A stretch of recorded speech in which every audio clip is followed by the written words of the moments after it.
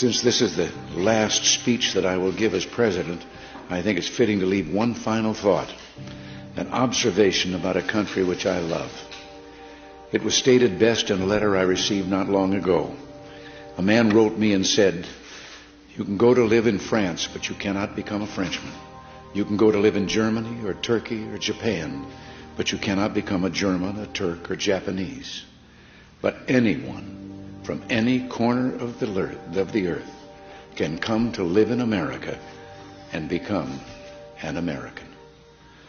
Yes, the torch of Lady Liberty symbolizes our freedom and represents our heritage, the compact with our parents, our grandparents, and our ancestors. It is that lady who gives us our great and special place in the world. For it's the great life force of each generation of new Americans that guarantees that America's triumph shall continue unsurpassed into the next century and beyond.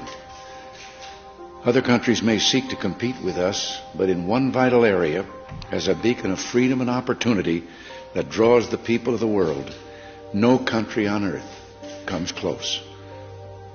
This, I believe, is one of the most important sources of America's greatness.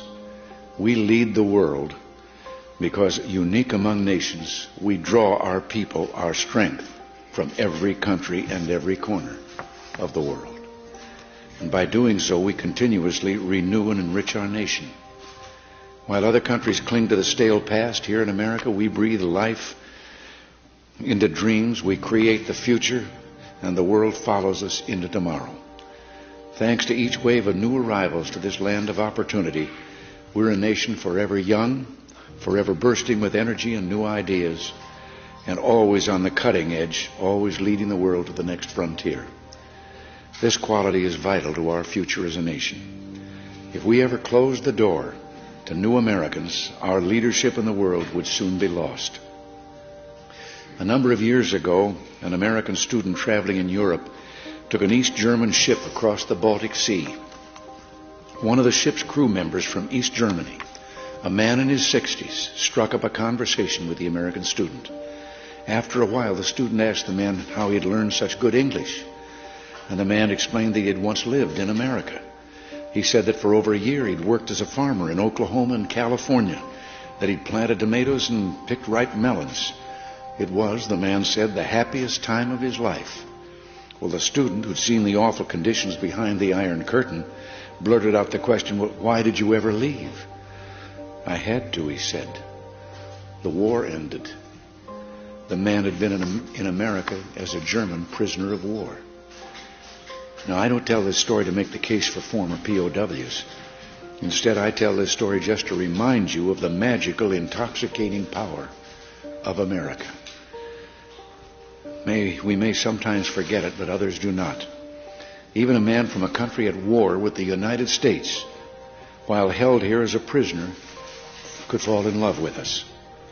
Those who become American citizens love this country even more. And that's why the Statue of Liberty lifts her lamp to welcome them to the golden door.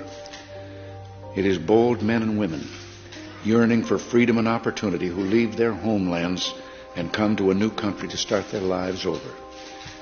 They believe in the American dream, and over they make it come true for themselves, for their children, and for others. They give more than they receive, they labor and succeed, and often they are entrepreneurs. But their greatest contribution is more than economic, because they understand in a special way how glorious it is to be an American. They renew our pride and gratitude in the United States of America, the greatest, freest nation in the world, the last best hope of man on earth.